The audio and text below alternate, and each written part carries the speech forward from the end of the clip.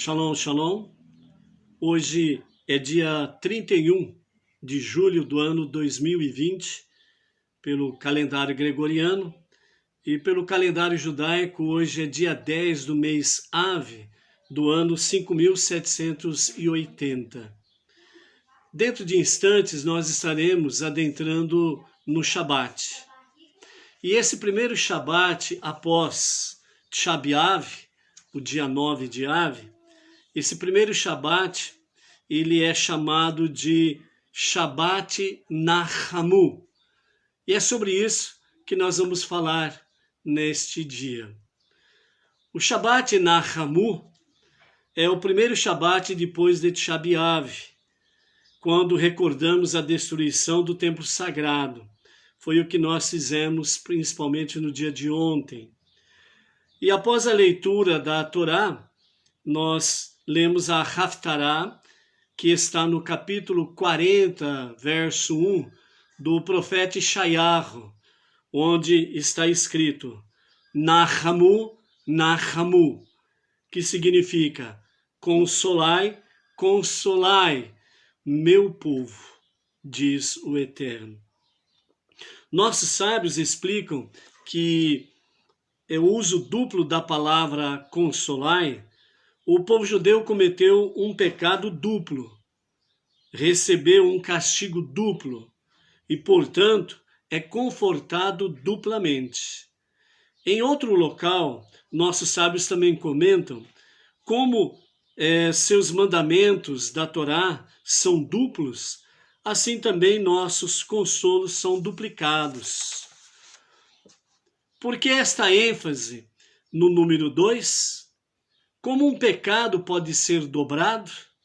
E o que significa a declaração que os mandamentos são dobrados?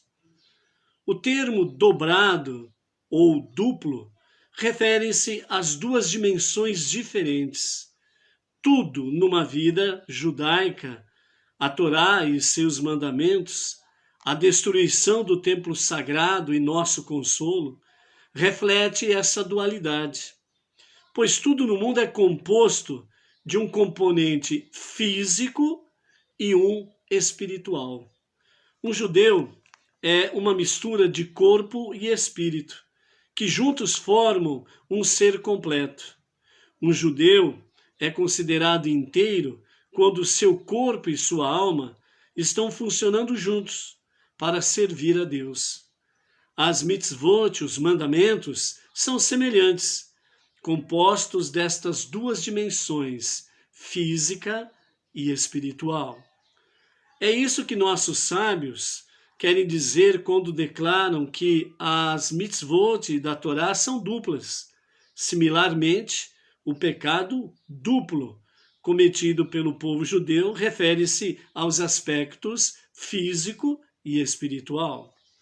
Da mesma forma, a punição que se segue à destruição do templo sagrado foi tanto espiritual quanto física. A destruição não foi limitada às pedras do templo. O povo judeu foi punido também com a ocultação da presença de Deus. O próprio templo sagrado reflete essa dualidade. O templo era uma estrutura física, porém, a luz divina, com a qual era iluminado, era infinita por sua natureza. Sua destruição foi, portanto, um golpe duplo, pois afetou esses dois aspectos, o físico e o espiritual. Quando o templo sagrado for reconstruído na era messiânica, nosso consolo também será duplicado, porque envolverá ambas as dimensões. Não somente a estrutura física do templo será restaurada, com sua revelação divina também retornará, e desta forma será então restaurado a questão espiritual, a presença divina. Quem construirá o terceiro templo? O homem ou Deus? Um edifício dos céus ou na terra? Existe uma clássica diferença de opiniões entre nossos rabis a respeito da construção do terceiro templo. Maimônides declara que o templo sagrado será construído pelo homem, mais especificamente por Mashiach. De fato, a sua construção será um dos sinais do advento de Mashiach. Arash, em contraste, explica que o templo sagrado foi pré-construído por Deus e existe nos reinos celestiais, esperando pelo tempo que descerá à terra, pois o terceiro templo sagrado será o santuário de Deus estabelecido por suas mãos. Quando o ambiente no mundo for apropriado, esta estrutura celestial descerá e se tornará uma realidade dentro do nosso mundo material. Cada uma dessas opiniões está baseada em fontes nas obras dos nossos sábios. Existe, entretanto, um ponto de vista histórico único que apoia a posição de Maimônides. Nossos sábios relatam que na época de Rabi Yehoshua ben Hanania, os romanos concederam permissão aos judeus para reconstruir o templo sagrado ali em Jerusalém. Feliz pela oportunidade recebida, nosso povo apressou-se em começar os preparativos para a construção, apenas para ter projeto impedido pela intervenção dos samaritanos, que os impediram de dar continuidade. O que é relevante, porém, é que eles planejavam construir o templo sagrado pelos seus próprios esforços, não esperaram que descesse dos céus. Seremos merecedores? Esse relato também pode mostrar que reconciliar-se com a opinião de Rashi para explicar, nossos sábios percebem a aparente contradição entre dois versículos descrevendo a vinda de Mashiach. Um versículo declara em Daniel, capítulo 7, verso 13, assim diz: contemple, alguém como um filho do homem veio sobre as nuvens do céu. Entretanto, também está escrito em Zacarias, capítulo 9, verso 9, que diz: seu rei virá como um homem pobre num jumento. Como solução, nossos sábios explicam que, se os judeus forem considerados merecedores, Mashiach virá nas nuvens do céu. Se não fizerem por merecer, ele virá como um homem pobre montado num jumento. Similarmente, em outros contextos, nossos sábios descrevem um rumo para a redenção. Se a conduta dos judeus for meritória, e outros, se não existirem esses méritos, que Deus não o permita. Mas essas são as duas vertentes. O que os Benei Noach, os não-judeus, têm a ver com isso? Muita coisa, tudo. Por quê? Porque, segundo Sofonias 3,9, nos fala claramente que o não-judeu que abraça a fé monoteísta, ele está ombro a ombro com os judeus servindo ao Eterno. De uma forma sublime,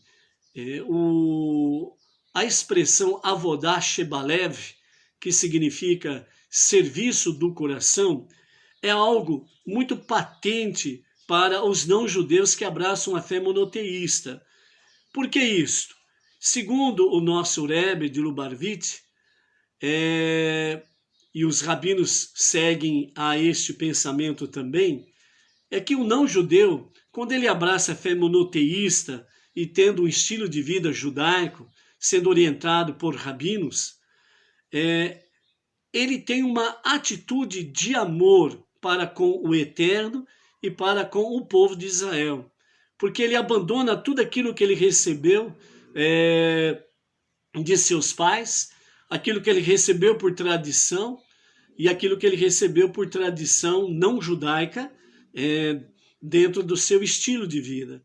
Então ele abandona tudo isto para abraçar uma fé monoteísta segundo a Torá, os 5 primeiros livros da Bíblia, e ombro a ombro com os judeus faz o Avodá Shebalev, o serviço do coração para o eterno.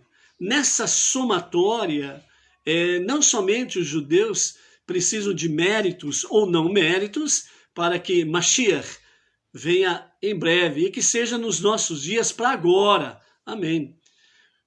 Os não-judeus, os Benei Noach, que abraçam essa fé monoteísta, estão no mesmo serviço, no mesmo propósito, levando aos seus não-judeus a fé monoteísta e dessa forma estão trabalhando também para que a manifestação de Mashiach seja para breve, seja abreviado os tempos e que a sua manifestação aconteça o mais rápido possível.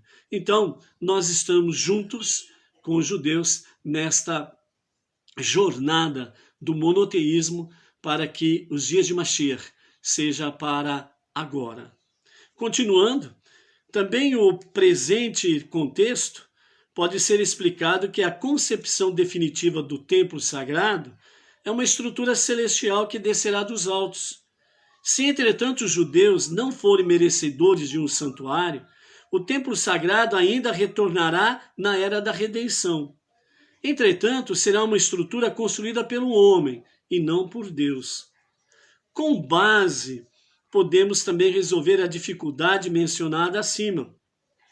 Quando os romanos concederam aos judeus a oportunidade de reconstruir o templo sagrado, o povo, de certa forma, deve ter ficado desapontado pelo templo sagrado não descer do céu. Mesmo assim, a percepção que eles não tinham sido considerados merecedores de uma estrutura celestial não refreou o seu entusiasmo para construir um santuário da melhor forma possível em seu potencial humano.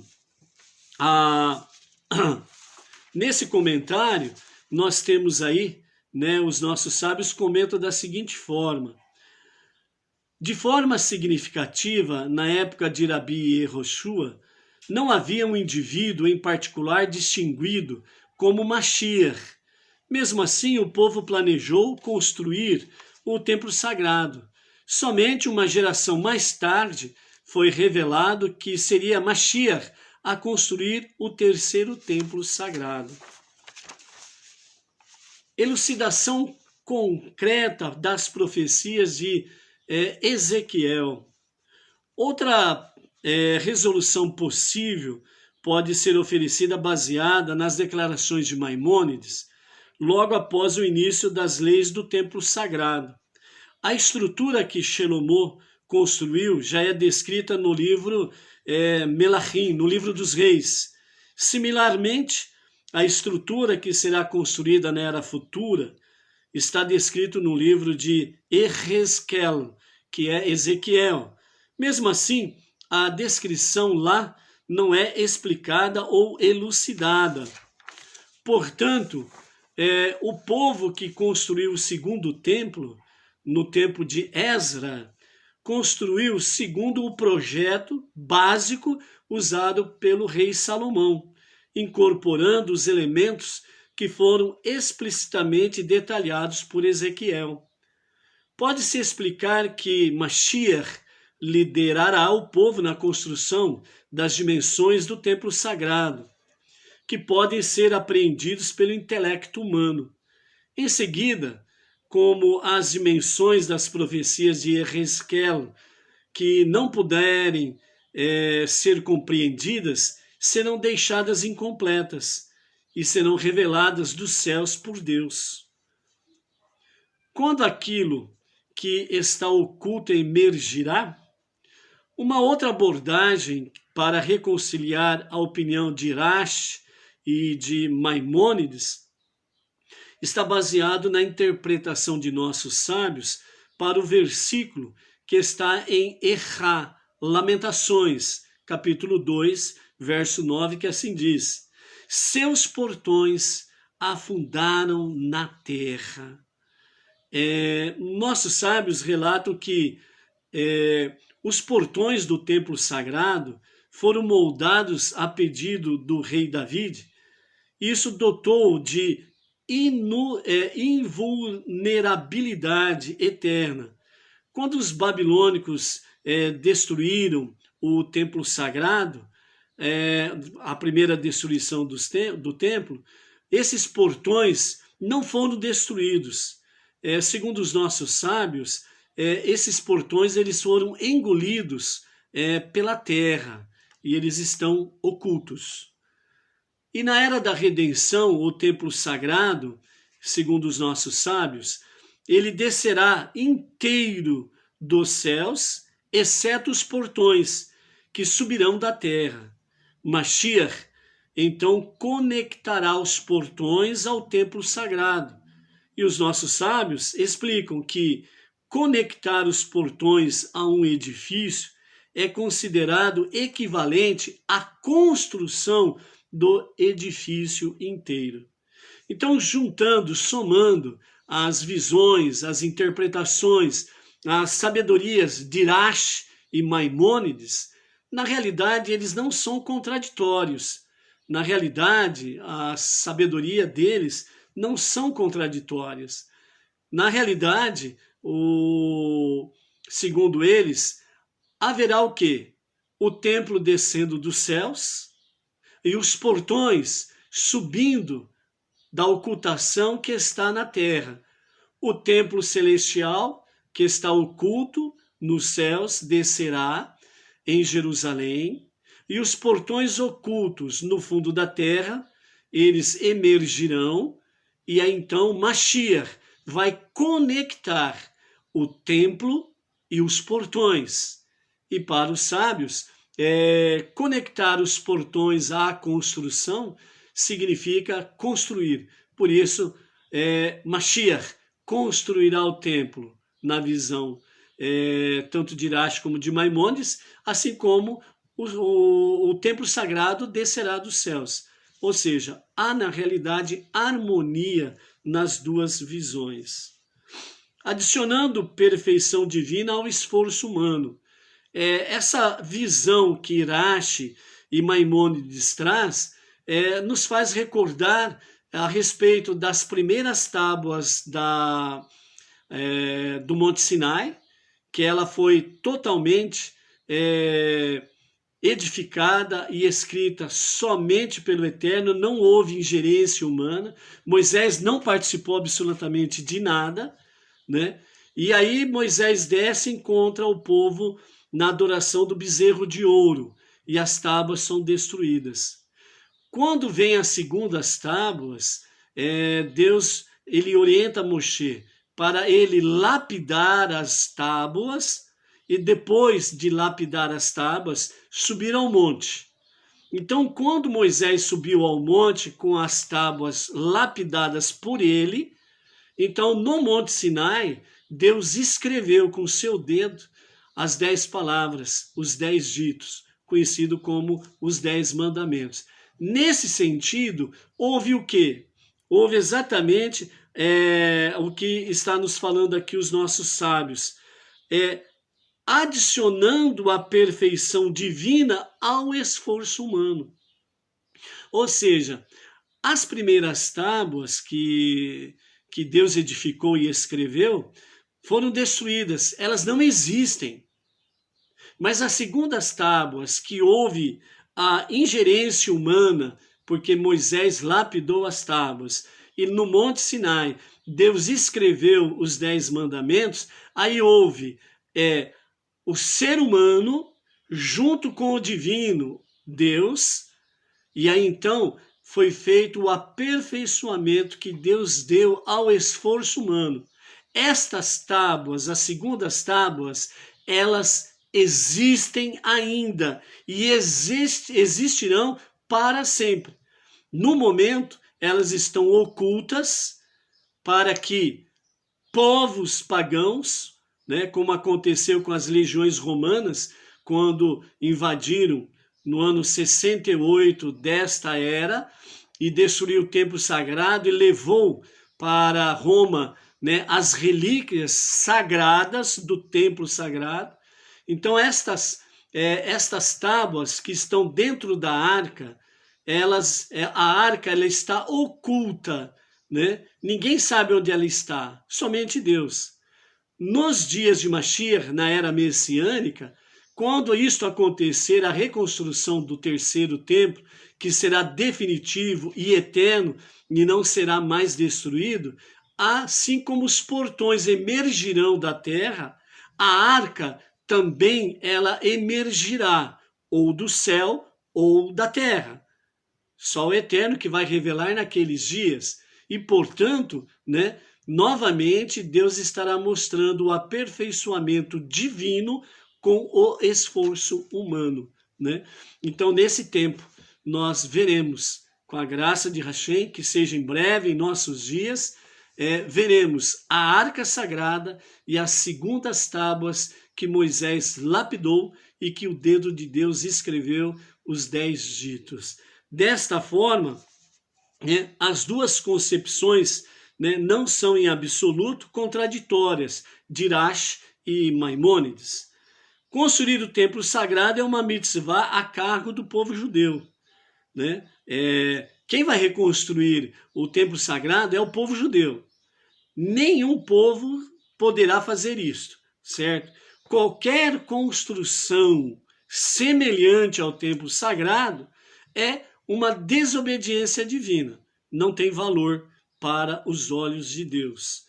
E somente em Jerusalém é que poderá ser reconstruído o templo, no tempo certo, no momento certo, nas circunstâncias corretas e pela pessoa certa. O verdadeiro Mashiach estará coordenando, comandando toda esta reconstrução.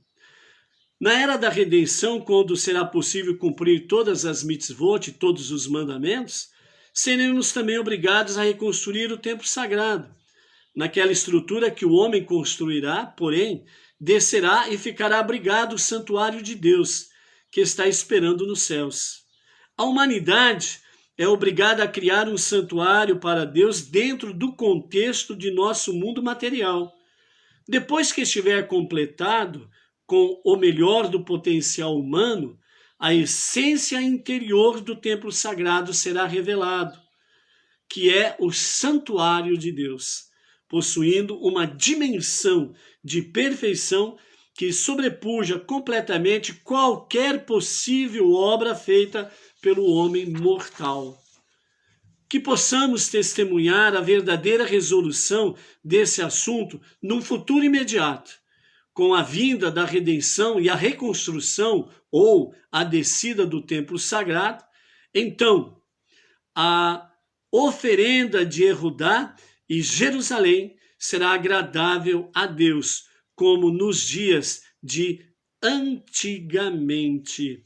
Isso está escrito lá em Malaquias, capítulo 3 e verso 4.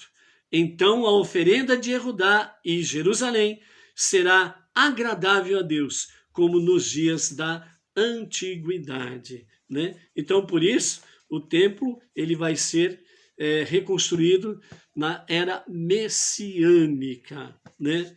Então, esse Shabat, que daqui a pouco estaremos iniciando, ele é conhecido como o Shabat Nahamu, que é o Shabat da consolação, é a consolação de Deus para com o seu povo. Então, esse Shabat, chamado de Shabat Nahamu, já que a Haftarah, que é lida na sinagoga, depois da leitura da Torá, é extraída do capítulo 40 de Isaías, que começa com as palavras Nahamu, Nahamu Ami, que traduzindo é consolai, consolai o meu povo. Proclama o Eterno, né? Então, no capítulo 40 de Isaías e Shayahu, né? Vamos ler completo aqui alguns versos aqui. Consolai, consolai o meu povo, proclama vosso Deus.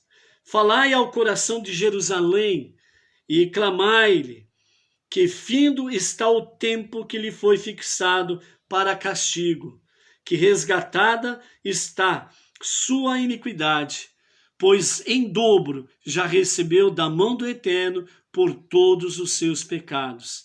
No deserto clama uma voz: preparai um caminho para o Eterno, pelo qual voltarão os cativos. Aplanai no ermo uma estrada para o nosso Deus, que os conduzirá. Toda depressão será elevada, e todos os montes e colinas serão rebaixados. Os caminhos tortos serão alinhados, e os rugosos nivelados. Há de revelar-se a glória do Eterno, e a perceberão todas as criaturas, pois assim o determinou o Eterno. Ou seja, Nahamu Ami.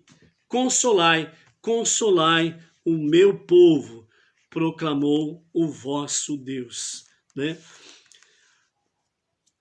Assim, em comparação aos 3 Shabatot compreendidos das famosas 3 semanas, a partir do dia 17 de Tammuz até o dia 9 de Av, né, que são as 3 semanas de lutos, as Haftarot, as porções dos profetas que foram ditas nesses 3 Shabatot, né, refletem a calamidade que caracterizou o período.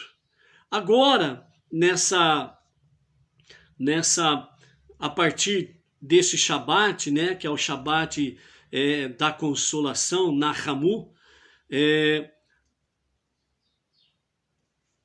a Haftará do Shabat Nahamu é a primeira das 7 porções dos profetas de consolo que são lidas nos 7 Shabatot seguintes. Ou seja, a partir desse Shabat conta-se 7 Shabatot, 7 Shabats, né, Shabatot, sábados, onde serão 7 porções relatadas do profeta Ishayahu, né, principalmente do profeta Isaías, que traz consolação, esperança, ânimo, força, coragem para seguir em frente para os dias da redenção.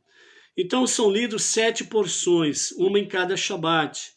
E essas Haftarot são todas extraídas do livro de Isaías, e nelas estão registradas as mensagens proféticas de consolo que Isaías oferece a Israel. Então as 7 Haftarot, elas estão assim divididas para os próximos 7 Shabatot. Para hoje, né, logo mais, melhor dizendo, a entrada do Shabat, o primeiro Shabat, está em Isaías, capítulo 40, versos 1 a 26. E o ponto central é este: consolai, consolai o meu povo, proclama vosso Deus. O segundo Shabat está em Ishayahu, capítulo 49, a partir do verso 14 até o verso 3 do capítulo 51. E o tema central dessa passagem é: mas Sião falou, o Eterno me abandonou, ele de mim se olvidou. A terceira porção está em Isaías, capítulo 54, a partir do verso 11, e vai até o capítulo 55, verso 5. E o tema central é: ó tu, aflita e atormentada, que não recebeu consolo. O quarto, ou a quarta porção, é capítulo 51, verso 12, até o verso 12 do capítulo 52, onde diz a introdução: sou eu quem te consola, né? Esse é um tema muito importante, porque durante essas 7 Haftarot, essas 7 porções do profeta Ishayahu, o que mostra claramente: o consolo não vem do ser humano, porque no momento mais trágico, os seres humanos, de uma certa forma, acabam se acovardando e não conseguem socorrer o seu próximo. Você pode analisar isso daí, por exemplo, os dias que nós estamos vivendo, dessa famosa pandemia. Nós estamos vendo tantas arbitrariedades, ações autoritárias, as pessoas sendo subjugadas, as pessoas sendo escravizadas e confinadas dentro dos seus próprios lares, muitas delas sem ter o direito de ir e vir, que é um direito constitucional e bíblico também. Bem como, né, as pessoas estão sendo presas de formas arbitrárias também, né? Então, as pessoas estão vendo isso acontecer e elas se acovardam, não ajudam o seu próximo, né? E se sentem, de certa forma, frágeis também para ajudar. Então, de onde que vem o nosso consolo? De onde que vem a nossa ajuda? De onde que vem o nosso socorro? Então, por isso, realmente, o Eterno diz, né? Sou eu quem te consola, né? A princípio, o povo judeu e todos aqueles que confiam no Eterno, o Deus único e verdadeiro, indivisível e incorpóreo, né? Que está natural, os 5 primeiros livros da Bíblia. Então, por isso que Salmos fala de forma incansável que Deus socorre aqueles que o amam e aqueles que o buscam, né? Então, ele é, de fato, aquele que te socorre e aquele que te consola. A quinta Haftará está no capítulo 54 de Shayahu, do versículo 1 ao versículo 10. Canta, ó estéreo, que não deste à luz. A sexta porção está em Isaías, capítulo 60, verso 1 a 22. Levanta-te e resplandece, porque chegou tua luz. E a sétima porção, capítulo 61, a partir do verso 10 e vai até o capítulo 63 e verso 9. Regozijo imenso terei no Eterno. Ou seja, a nossa maior alegria sempre estará no Eterno. Então, nestas 7 Haftarot, nessas 7 porções do profeta Ishayahu, nós estaremos lendo, estudando, meditando em 144 versículos durante 7 sábados, né? 144 versículos que vão nos trazendo realmente a luz do Eterno. Dentro disso, nós temos aí, dentro destas 7 Haftarot, nós temos 7 consolos para Jerusalém, que diz assim, segundo os nossos sábios. O primeiro, em relação à própria Haftará, o primeiro foi ordenado por Deus o consolo aos justos. O segundo foi oferecido por Abraão. O terceiro oferecido por Isaac. O quarto foi oferecido por Jacob, ou Yaakov. O quinto foi oferecido por nosso mestre Moisés. O sexto foi a recusa de Jerusalém em aceitar o consolo oferecido pelos justos e a sua súplica para receber em troca o consolo dos outros. E o sétimo foi oferecido pelo próprio Deus, conforme consta no versículo de Ishayahu, capítulo 51, verso 12. Sou eu quem te consola, diz o Eterno, né? Então, esses 7 consolos aqui, né, foram oferecidos a Jerusalém, né? Foram oferecidos primeiramente pelo justo, depois Abraão, Yitzhak, ou Avraham, Yitzhak, Yaakov, Moshe. Jerusalém recusa, né, ser consolado pelos justos e a sua súplica em receber em troca o consolo de outros. E, finalmente, o sétimo é onde que o próprio Eterno diz, sou eu quem te consola, né? Então, este é o verdadeiro consolo que vem da parte do Eterno. Segundo a Peshita Rabbati 30, consta o seguinte ensinamento. Consolai o meu povo. O Santíssimo disse a Abraham, disse o Santíssimo, né, a Abraham, vá e console Jerusalém. Pode ser que ela aceite o seu consolo. Abraão foi e disse, aceite o meu consolo. Mas Jerusalém respondeu, como posso aceitar o seu consolo se você, Abraão, me chamou de montanha? conforme consta em Bereshit, Gênesis, capítulo 22, verso 14. Porque você disse, nesta montanha sobre o qual Deus aparecerá. Então, Deus disse a Isaac, vá e console Jerusalém. Pode ser que ela aceite o seu consolo.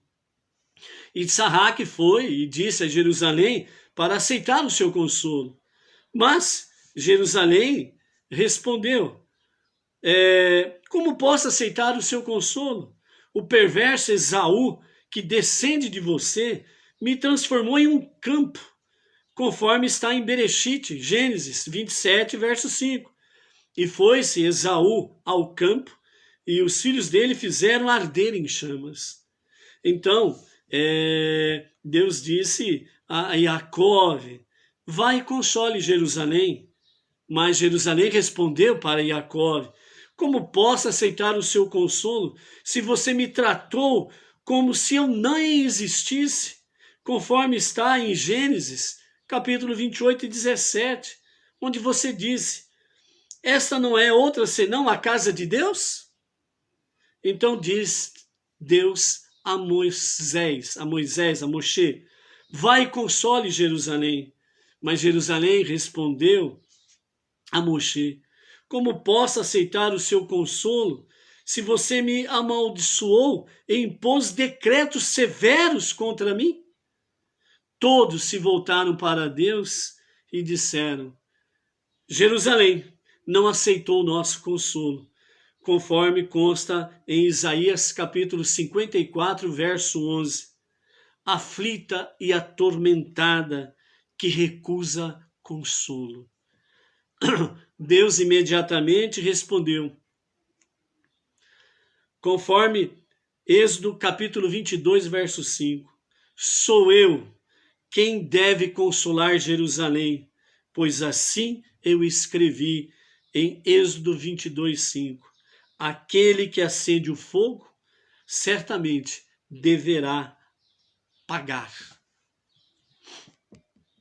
Eu pus fogo nela, conforme consta o versículo de Lamentações, Errá, capítulo 1, verso 13. Do alto ele arremessou fogo, e eu a consolarei, conforme consta em Zacarias 2:9. Eu mesmo serei para Jerusalém como uma muralha de fogo ao seu redor.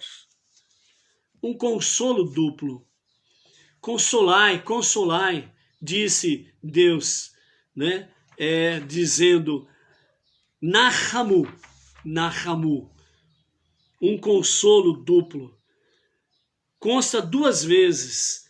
Sobre isso nossos sábios disseram, que os de cima o consolem e que os de baixo a consolem.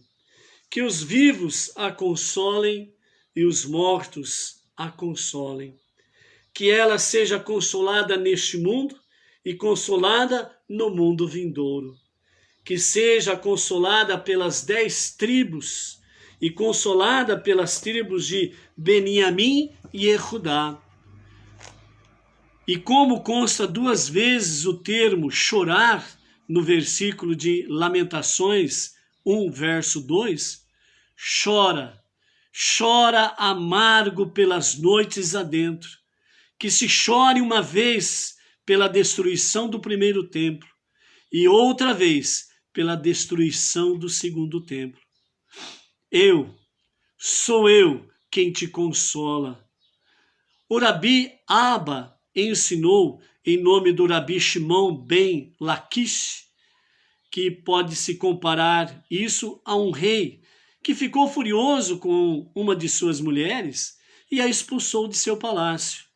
Depois de um tempo, ao tentar trazê-la de volta, ela disse ao rei, se me quiseres de volta, dobre o valor de meu contrato matrimonial. Assim também disse Deus aos israelitas, meus filhos, no Sinai eu disse a você, eu sou o eterno vosso Deus, utilizando o termo eu apenas uma vez. Mas em Jerusalém, na época vindoura, eu direi em dobro, eu sou eu quem te consola. Levanta-te e resplandece, porque chegou a tua luz. O Rabi Yohanan ensinou que isso pode ser comparado ao indivíduo viajando na escuridão da noite. Surge alguém e acende uma vela, mas ela acaba se apagando. Surge outro alguém e a reacende, mas ela volta a se apagar. O viajante diz para si mesmo: a partir de agora, só contarei com a luz da manhã. Assim também disseram os israelitas a Deus: fizemos uma menorá para você na época de Moisés, mas as luzes delas foram apagadas.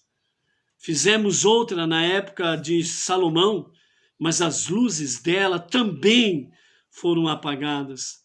A partir de agora, só contaremos com a sua luz, conforme Salmos 36 e o verso 10, onde declara: pois de ti provém a fonte da vida, e de tua luz recebemos claridade. Assim também disse Deus, através do profeta Ishaiah, capítulo 60 e o verso 1. Levanta-te, resplandece, porque chegou a tua luz. Jerusalém, no futuro, está destinada a tornar a luminária dos povos do mundo inteiro. E pela luz dela eles caminharão, conforme está escrito em Isaías, capítulo 60 e o verso 3.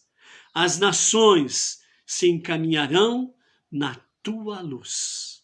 Jerusalém está destinada a se tornar a metrópole de todas as nações. Jerusalém está destinada a se tornar o local de reunião de todas as nações e reinos. Jerusalém está destinada a alcançar os portões de Damasco. De onde isso é sabido? De um versículo que está em Zacarias, capítulo 9 e verso 1. A profecia da palavra do Eterno: a terra é teu quarto e Damasco é teu lugar de descanso. E também outro versículo em Shir Hashirim, Cântico dos Cânticos, capítulo 7, verso 5. O teu rosto é como a torre do Líbano, que avista Damasco.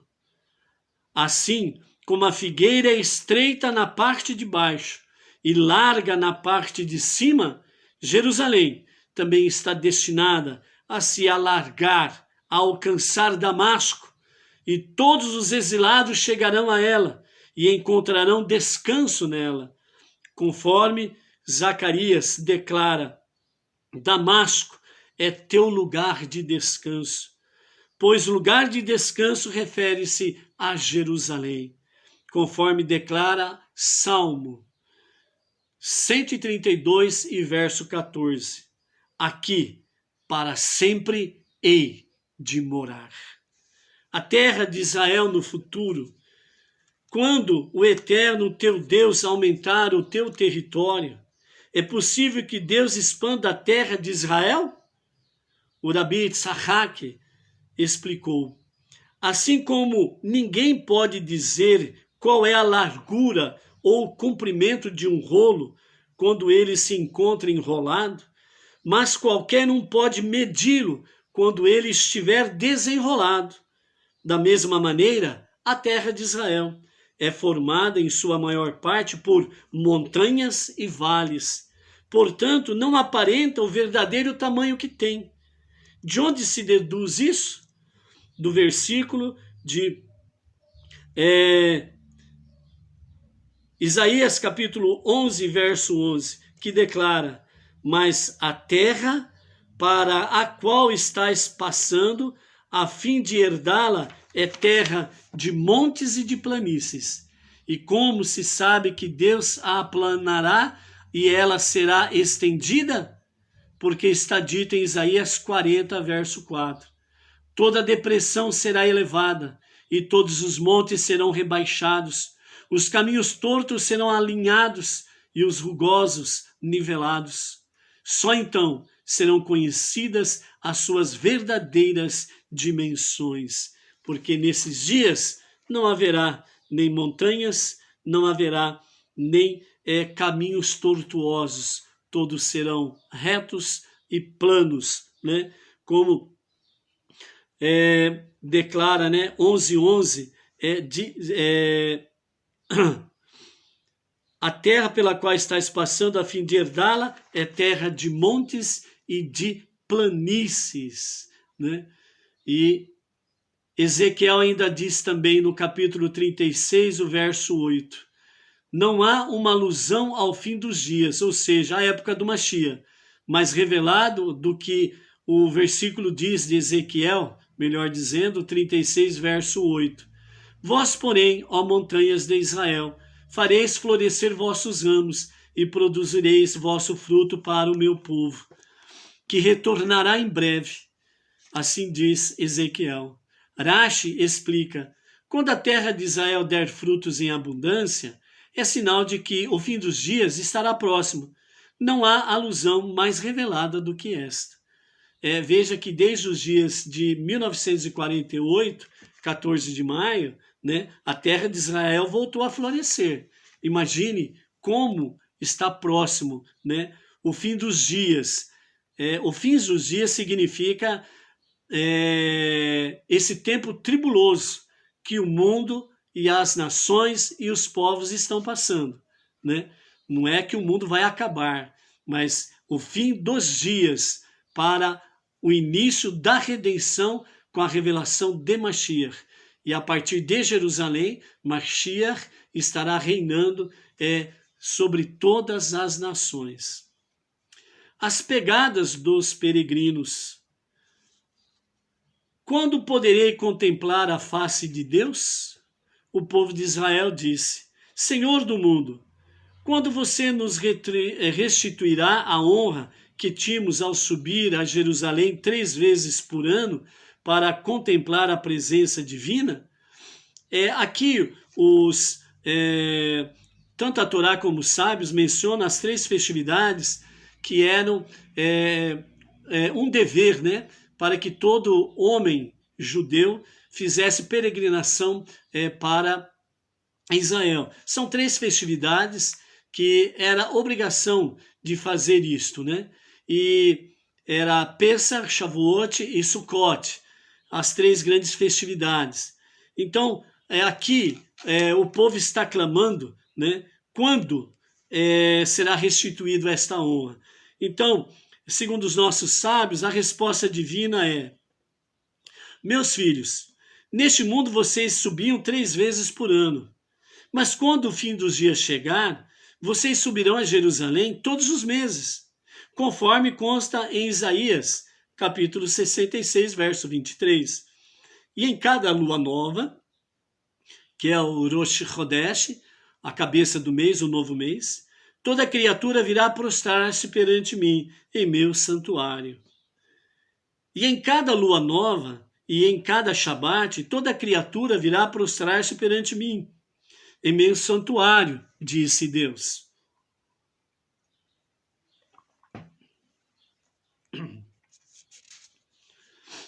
Como é possível que toda criatura venha a Jerusalém toda semana e todo mês? Como que os povos irão para Jerusalém toda semana e todo mês? O Rabi Levi, ele explica da seguinte forma: Jerusalém está destinada a ficar tão grande quanto a terra de Israel. E a terra de Israel está destinada a ficar tão grande quanto o mundo inteiro. E como as pessoas farão para vir até Jerusalém toda semana e todo mês? De todos os cantos do mundo? A resposta que os sábios nos trazem é simplesmente assim: as nuvens as carregarão, as levarão para Jerusalém. Sim, tempos felizes, tempos maravilhosos, em que o Eterno será o centro de todas as atenções. Jerusalém, o centro de todas as atenções das cidades. Israel, o centro da atenção de todos os países. Então, nesse tempo, né, o centro do mundo e o centro do universo será Jerusalém e não outra cidade. Israel será o centro das atenções e não será outro país. Portanto, né, como diz Isaías de uma forma bem simples, né, lá no capítulo 2, é que de Jerusalém sairá o ensinamento, a luz da Torá, porque o Mashiach estará ensinando todas as nações. Os malvados não terão paz. Jeremias 9:9 diz: chorarei e levantarei o meu pranto pelas montanhas. Quando chegar o momento de Deus redimir Israel, 3 dias da chegada de Mashiach, o profeta Eliarro surgirá e ficará sobre as colinas de Israel, aos prantos e lamentos, e dirá a elas: montanhas da terra de Israel, até quando vocês permanecerão numa terra desolada e desértica? A sua voz será ouvida de um lado do mundo ao outro. Todos ouvirão a voz do profeta Eliarro. Em seguida ele dirá, segundo Isaías 52:7, a paz chegou ao mundo. A paz chegou ao mundo. Pois Isaías 52:7 confirma: que bela é a vista sobre a montanha, os passos do mensageiro que traz boas novas, que anuncia a paz. E quando os malvados ouvirem isso, se regozijarão e dirão uns aos outros: a paz chegou para nós. Ledo engano para eles. Então, esse verso de Isaías 52:7, que bela é a vista sobre as montanhas, os passos do mensageiro que traz boas novas, que anuncia a paz, está se referindo essencialmente ao profeta Eliarro, né? Que 3 dias antes, segundo os sábios, da manifestação do verdadeiro Mashiach, ele estará fazendo esses anúncios. Isso é o que acontece 3 dias antes. O que acontece 2 dias antes da chegada de Mashiach? O profeta Eliarro ficará no alto das colinas de Israel e dirá: o bem chegou ao mundo, o bem chegou ao mundo, conforme o versículo declara, né? Nessa passagem de 52:7, né? Que anuncia o bem. Um dia antes da chegada de Mashiach, o profeta Eliarro ficará no alto das colinas de Israel e dirá: a redenção chegou ao mundo, a redenção chegou ao mundo, conforme está declarado ainda em Isaías 52:7. Esses 3 dias estão ligados diretamente a Isaías 52, verso 7. Que anuncia a redenção, mas ao ver os malvados dizendo que é para eles que a paz, o bem e a salvação estão chegado, ele anunciará: diz a Sião, quem reina é o teu Deus. Quem é o teu Deus? Dayan Haemet, o juiz verdadeiro. A revelação da luz do Mashiach. Gênesis capítulo 1, verso 4 diz assim: e Deus viu que a luz era boa. Essas palavras nos ensinam que antes da criação do mundo, Deus anteviu a geração do Mashiach e seus atos, e ocultou sobre o seu trono de glória essa luz da criação, reservando-a para o Mashiach e para a sua geração. Quando você lê, e Deus viu que a luz era boa, a nível simples, superficial, então a luz era boa, né? E separou a luz e a escuridão, etc. e tal. Quando você lê de forma simples e superficial, é dessa forma que você entende. Mas quando você vem para o aprendizado com os rabinos, com os sábios do povo de Israel, porque A realidade é o seguinte: se você quer conhecer a Torá, se você quer saber realmente o que é a Torá e os ensinamentos da Torá, não somente do ensinamento simples, superficial, você tem que procurar quem entende. E quem entende sobre Torá são os rabinos do povo judeu. Fora isso daí, são conhecimentos superficiais. Mas com os rabinos do povo judeu, você conhece muito mais o que é Deus, quem é Deus e o que ele quer de você. Isto é maravilhoso.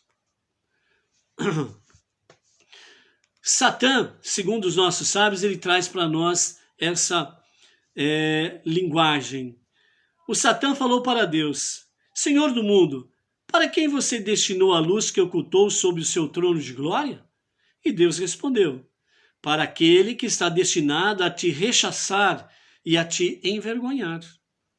Então Satã pediu: Senhor do mundo, mostre-o para mim.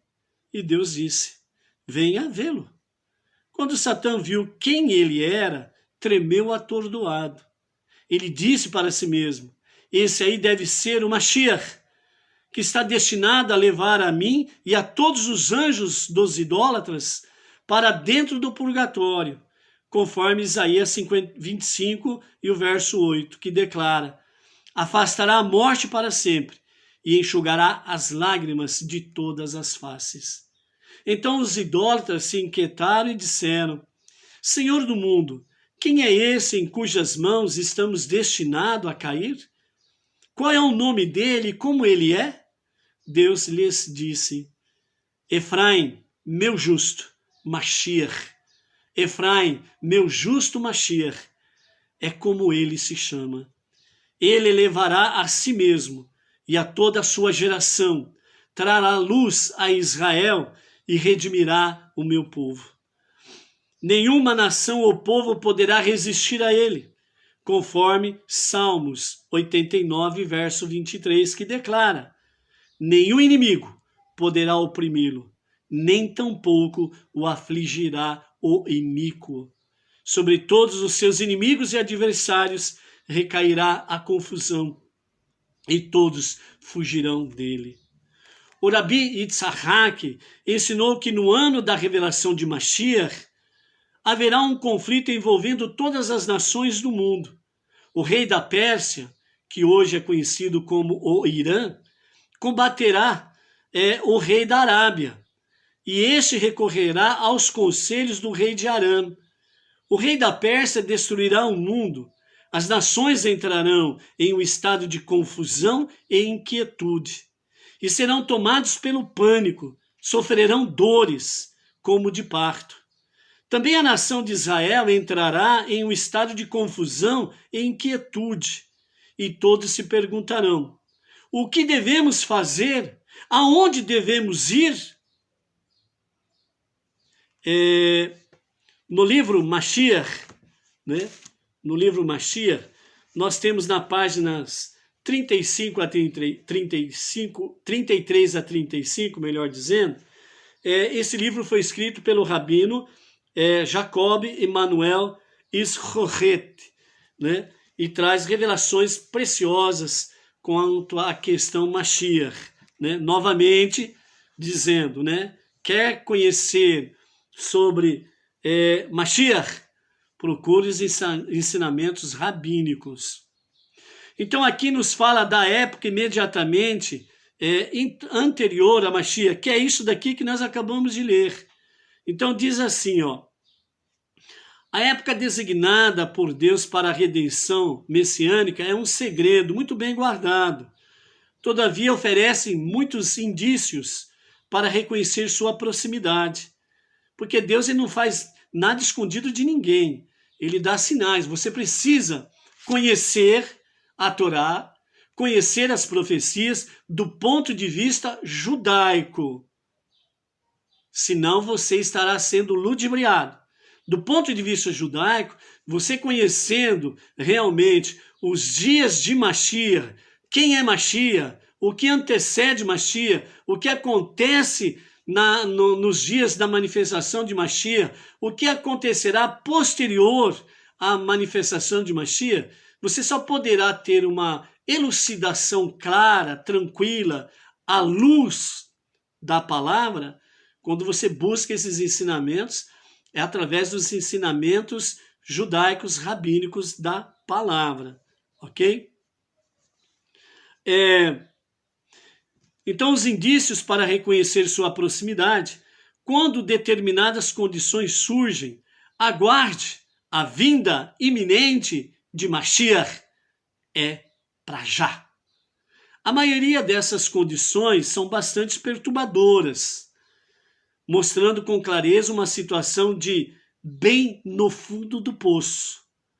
Uma fonte importante descreve a condição do mundo nesses dias da seguinte forma: o que estará acontecendo nesses momentos iminentes ante a manifestação de Mashiach, a revelação de Mashiach? Aumento da insolência e do impudor. Isso te faz lembrar alguma coisa?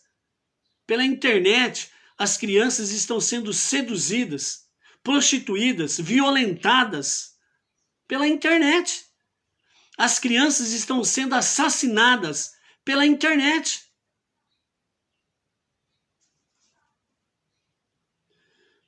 Aumento da insolência e do impudor, inflação opressiva, irresponsabilidade sem controle por parte das autoridades.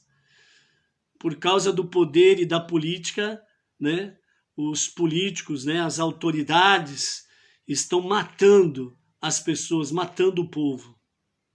Centros de ensino tornar-se-ão bordéis, né, lugares que é para ser ensinado, né, a educação, os bons costumes, né, se tornarão bordéis. Guerras, muitos desamparados pedindo esmola, porém ninguém sente compaixão por eles. A sabedoria estará podre, os piedosos serão desprezados. A verdade será abandonada. O que você vê hoje? A verdade virou mentira, a mentira virou verdade. A verdade é perseguida e quem fala a verdade é preso. São indícios, são sinais. Preste atenção. Os jovens insultarão os velhos. Um exemplo clássico, né? Nunca se viu tanto filhos desrespeitar pai e mãe como atualmente. Nunca se viu tanto desrespeito de alunos para com seus professores, os seus mestres. Jovens, saudáveis, fortes, agredindo professores, professoras. Rompimento de famílias com recriminações mútuas. Liderança descarada, né? Sem nenhuma vergonha na cara, lideranças, né? Com corrupção e com tantos atos ilícitos. Ainda se acrescentam outros dados, falta de sábios. Hoje você vê pessoas que são realmente sábias, elas são menosprezadas. Aparece na internet aí um Zé Mané, aparece aí um João Ninguém na internet aí, vai se colorindo todo, né? E sem nenhum fundamento, sem nenhum conteúdo, sem aprendizado nenhum, apenas vazio, vazio e vazio de exemplo, de conduta e de bons modos. E são aí, né, seguidos por milhões de pessoas, né? Então, realmente mostrando aí, né, que falta de sábios, sucesso de problemas e mal decretos, fome, denúncias mútuas, epidemias, doenças terríveis, pobreza e escassez, maldições e blasfêmias, confrontações internacionais, nações provocando-se e lutando entre si.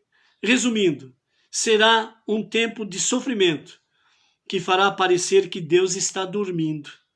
Estas são as dores do parto de Mashiach, somente suportáveis, tendo consciência da felicidade que virá depois.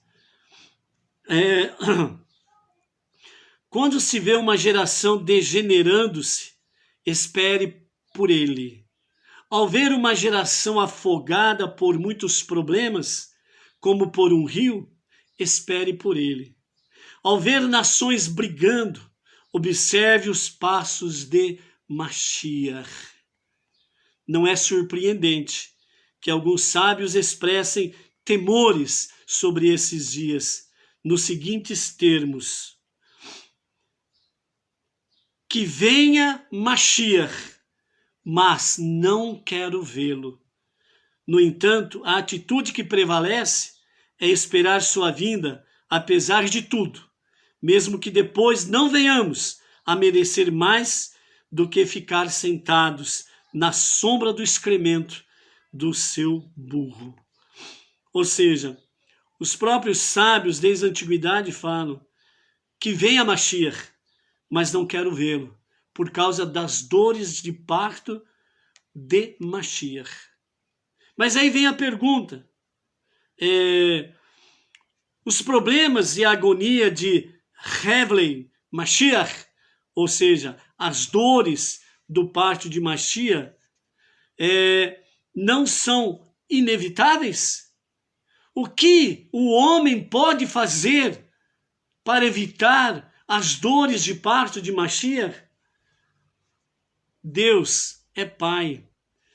A sua destra é de bondade e misericórdia. O seu amor é incondicional, é puro, perfeito e infinito. Ele não te coloca num beco sem saída. Ele sempre te mostra uma luz no fundo do túnel. Ele sempre te mostra uma saída de emergência. Ele sempre te mostra um farol, uma luz, para que você possa encontrar a saída dos tempos difíceis. No caso específico, as dores de Mashiach. Como podemos evitar isso? Então os sábios nos trazem as respostas. Pode o homem ser poupado das dores de Mashiach? Então a resposta é envolver-se com a Torá, os 5 primeiros livros da Bíblia. Em atos de amor, ame o teu próximo como a ti mesmo. Está lá em Levítico. Amar o teu próximo como a ti mesmo é uma ordenança da Torá. É Deus que deu essa ordenança. Ame o teu próximo como a ti mesmo. E uma terceira questão, bondade, tzedakah, atos de caridade, atos de bondade. Estas coisas são fundamentais para que possamos fugir das dores de Mashiach. Essa é uma resposta que você tem que dar.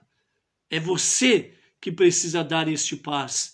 Se você o fizer, então, Nahamu, você estará sendo contado junto com o povo de Israel, sendo consolado, protegido por Deus. Por outro lado, existem também sinais bons e felizes que indicam a vinda iminente de Mashiach. Existe um lado positivo nessa história, não só o negativo que acabamos de ler. Existe o lado positivo. Vamos ver quais são eles? Uma boa medida de prosperidade. Essa prosperidade que fala aqui é a boa medida de prosperidade de forma lícita, com a bênção divina, com a bênção do Eterno, não por meios escusos. Uma renovação do estudo da Torá. Graças a Deus, nesses últimos 10 anos principalmente, muitos segmentos religiosos, muitas pessoas estão buscando estudo da Torá, procurando conhecer o que é o judaísmo, procurando saber o que diz a Torá, os 5 primeiros livros da Bíblia, do ponto de vista judaico, com ensinamentos de rabinos. Então, isso é uma renovação do estudo da Torá. Uma abertura dos portões da sabedoria em cima e das fontes da sabedoria embaixo, ou seja, Deus trazendo do alto a sua sabedoria, e de baixo, trazendo a sabedoria dos rabinos, dos nossos sábios, dos nossos mestres, tanto para os judeus como para os não-judeus. Também evidenciadas por descobertas e avanços científicos e tecnológicos. Hoje nós podemos ver, né, como que estão as descobertas arqueológicas, os avanços científicos e tecnológicos, né? A prosperidade nesses níveis estão aí diante dos nossos olhos. Também uma manifestação e propagação dos ensinamentos da Torá, né? De forma mais profunda, né? Aquilo que não conhecíamos antes, apenas conhecíamos pela sua leitura simples, mas os sábios e os rabinos estão trazendo para nós cada dia mais os conhecimentos ocultos, os conhecimentos que estão por detrás das letras, né? Porque a Torá ela foi escrita 100% em hebraico, e cada letra do hebraico tem sentido, tem significado, cada palavra, e os sábios e os rabinos conhecem muito bem isso, e têm trazido esse conhecimento, né, para as nações.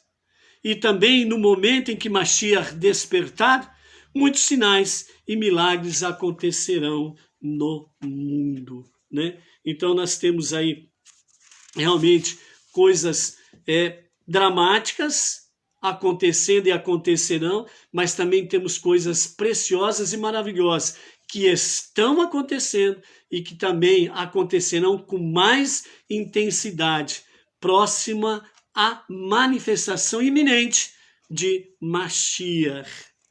Os nossos sábios ensinaram que quando chegar a hora da vinda do Mashiach, ele ficará em cima do templo e dirá: ó humildes, chegou a hora de vocês serem redimidos. Se não acreditam em mim, vejam a luz que resplandece sobre vocês. Conforme Isaías capítulo 60, e o verso 1 declara: levanta-te e resplandece, porque chegou a tua luz, e sobre ti resplandece a glória do Eterno. Vejam que ela brilha sobre vocês, e não sobre os idólatras, conforme diz o verso 2. Porque a escuridão cobre a terra, mas a ti o Eterno ilumina. Então Deus fará com que as luzes do Mashiach e de Israel brilhem intensamente, e todos marcharão sob essa luz, conforme diz o verso 3 ainda de Isaías 60. As nações marcharão por sua luz, e os reis pelo brilho de seu esplendor. Pelo mérito da Torá, no futuro, os espíritos do mal se apresentarão a Deus para querer acusar o povo israelita e dirão: Senhor do mundo, pode haver favoritismo perante ti? Se essas nações são idólatras, Israel também é idólatra. Se elas se dedicam à prática do assassinato e da imortalidade, eles também se dedicam. Nesse momento, diante das acusações, né, o anjo Michael, que é o defensor de Israel, ele guarda silêncio, como declara Daniel no capítulo 12, verso 1. Naquela hora, Michael, o grande príncipe, que defende seu povo, permanecerá em silêncio. Ao notar, perceber o silêncio do anjo, Deus dirá: Michael, você fica calado?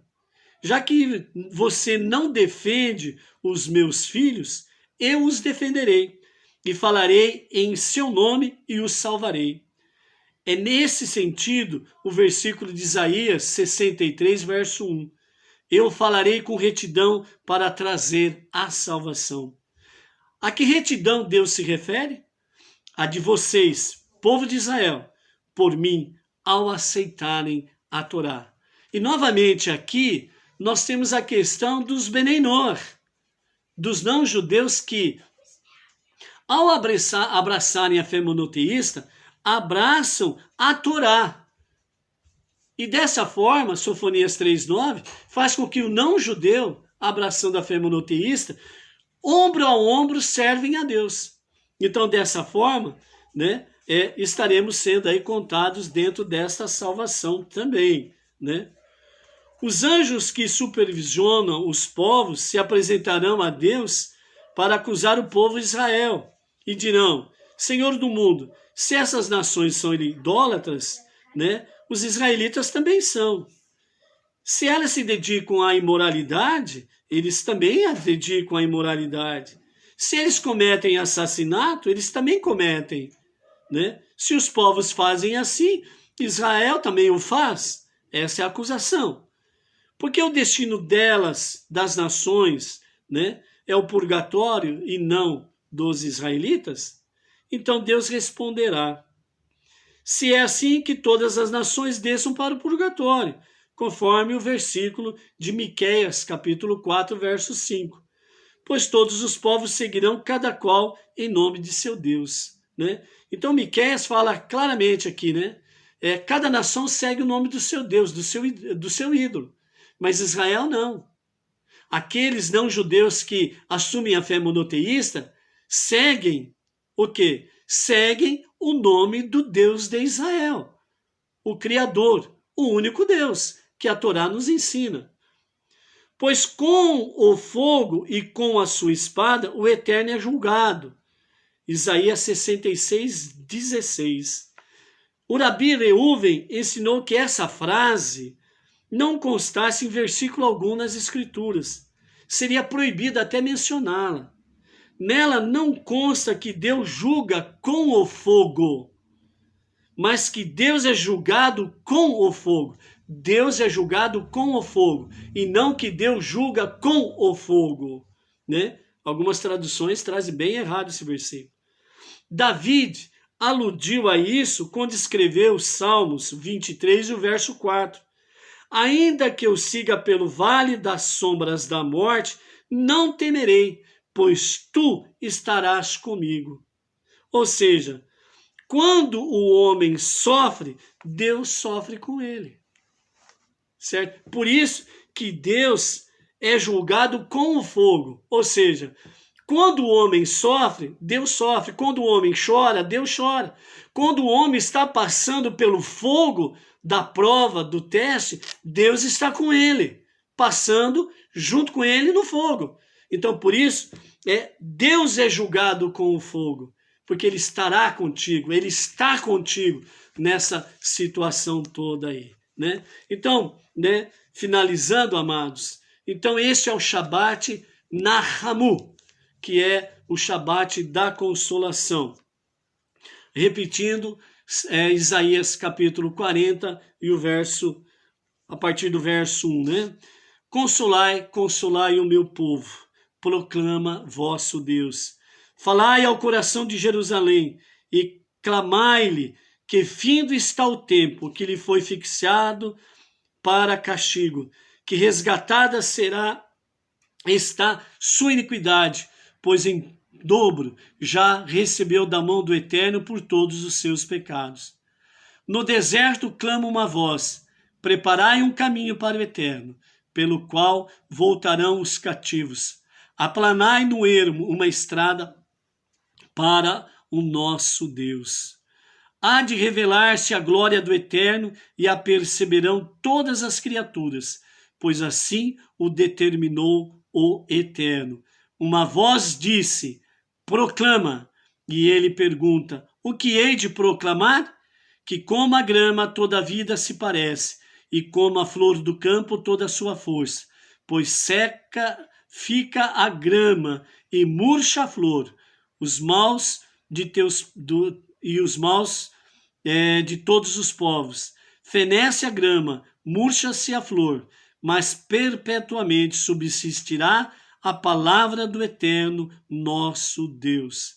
Tu, que anuncias boas novas a Sião, com todo o seu poder virá o Eterno, e seu braço estendido tudo dominará. De quem poderei receber conselhos, e quem lhe apontaria a vereda da justiça?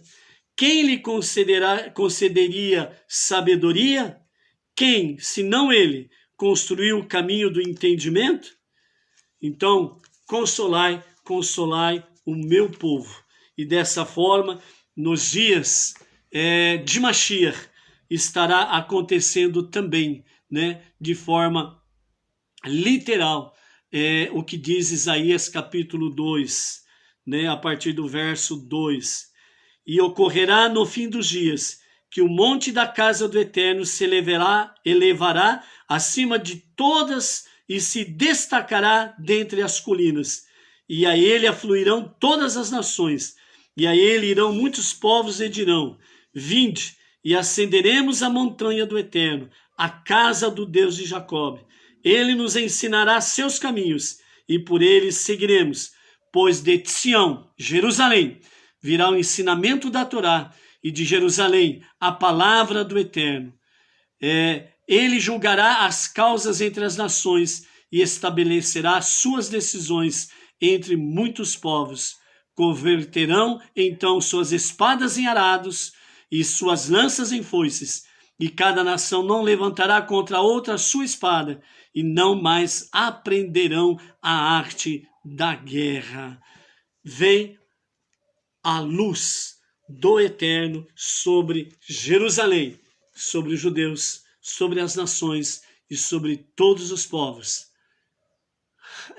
Consolação. Este é o tempo em que nós estamos aí para recebermos o Eterno nesses próximos 7 Shabbatot, né? Nahamu Ami. Consolai, consolai o meu povo, assim diz o Eterno. Shalom.